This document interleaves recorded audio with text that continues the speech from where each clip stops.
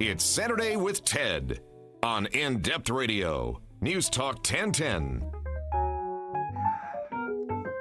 My next guest, her name Laura Vorreyer, is the owner of the pet care company Your Dog's Best Friend, a premier dog walking and pet sitting business in Los Angeles, and she's also the author of The Pet Sitter's Tale. Laura, good afternoon. Hey, thanks for having me on, Ted. Thank you so much. Happy to be here. Hey, thank you for coming on. I appreciate this. Somehow, Paula Poundstone, the comedian Paula Poundstone, was there at the beginning of your career and kind of kicked off your career. Am I right on that? Oh, absolutely, and she doesn't know it. But what happened was I had come out to L.A. from Chicago to be a makeup artist, and was struggling, failing, and thinking of actually trying out living in my car.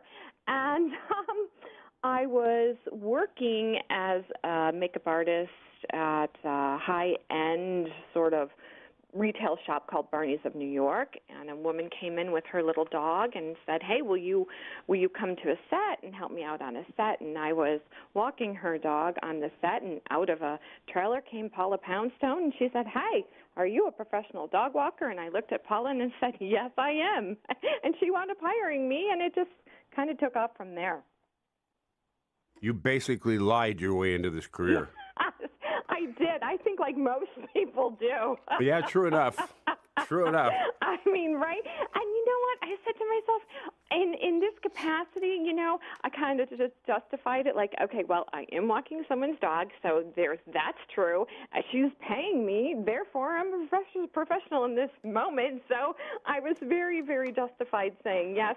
And, a little tiny part of me looked at Paula and thought, Laura, pitch her on being a makeup artist for her. And I just took one look at her and I went, no.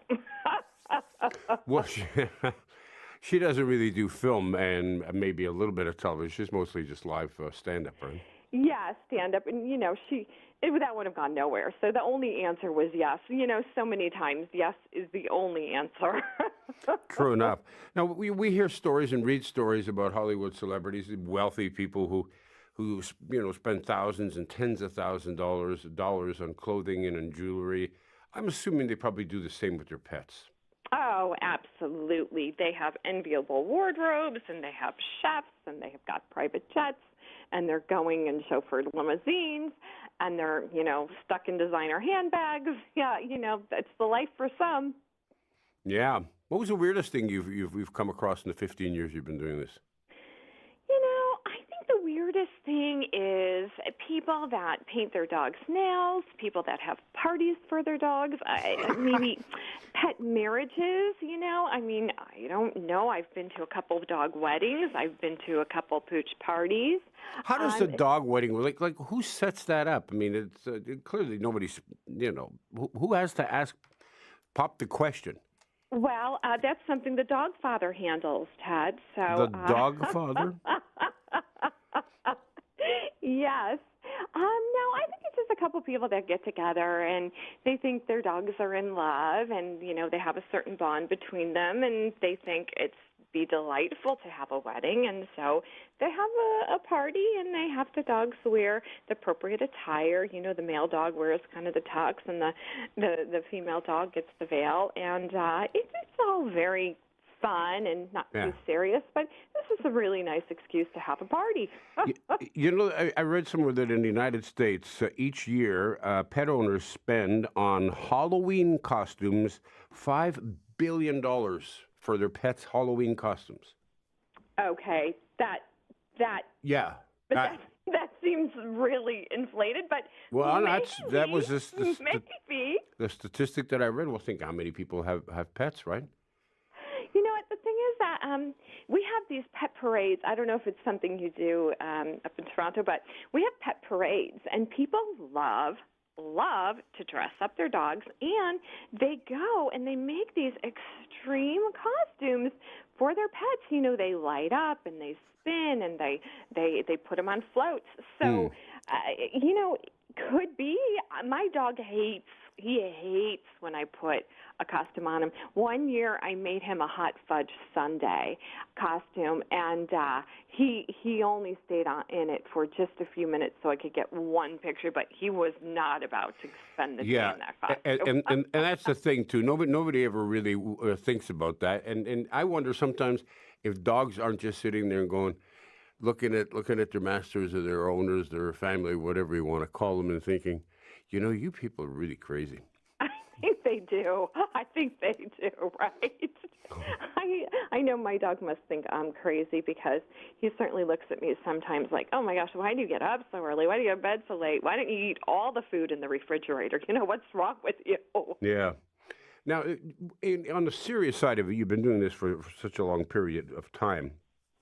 People who get a dog or a cat, for that matter, for the first time, they go through a fair amount of anxiety in terms of, well, how am I supposed to deal with this? When I'm going to work, I've got this little puppy. Do I leave him in a crate? Do I just leave him in the house? What do I do? What do I do? Right. Well, and for puppies especially, you're doing them a favor by crate training them. So in the wild, dogs would find an area to burrow into, you know, like a dog cave, a very small, tight area, only large enough to turn around in, which ideally would only have one entrance and one exit and would be covered on three of the sides, so they could only see in and out one side. This way they can protect themselves from predators, but also they can see any enemies that might be approaching.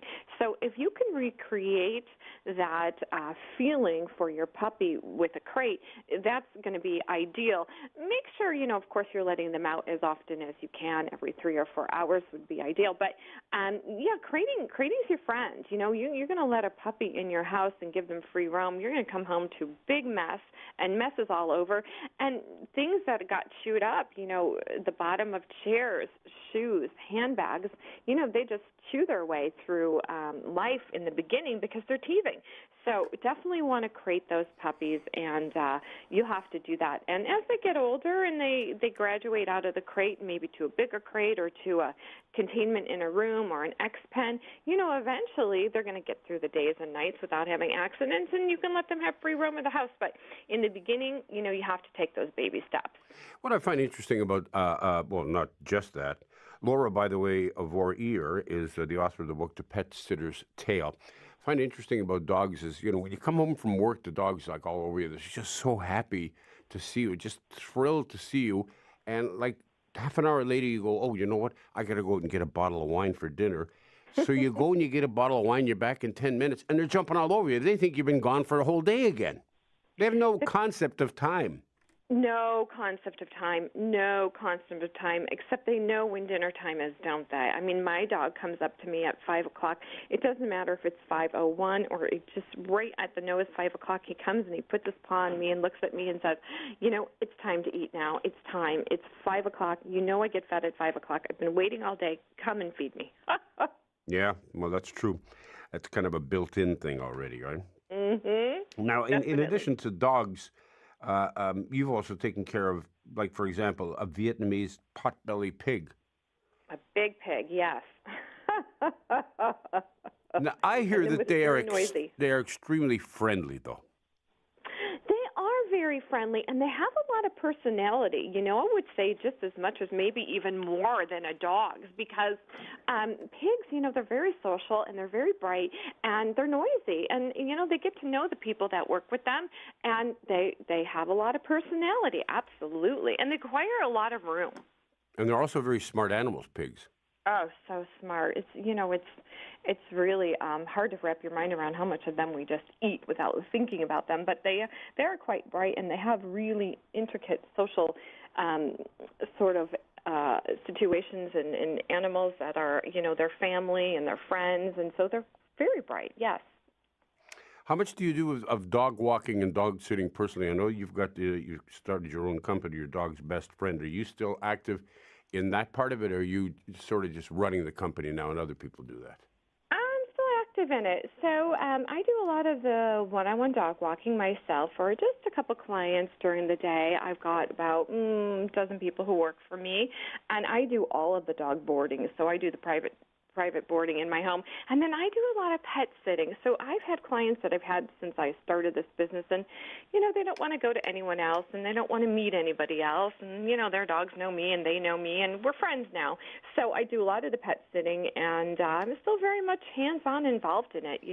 I love that part. That's the best part for me is seeing the dogs. And I've, had dogs that were puppies, and, now they've crossed over the Rainbow Bridge, and now the people have new puppies that I'm getting to know. So I think I'm on, like, the second and third generation of pets for some of these families, and it's been wonderful. Good stuff. The book is called The Pet Sitter's Tale. The author is Laura Vorreyer, and I thank you very much for dropping by on the phone, at least, and spending some time with us. Laura, have a great afternoon. Thanks, Ted. You do the same.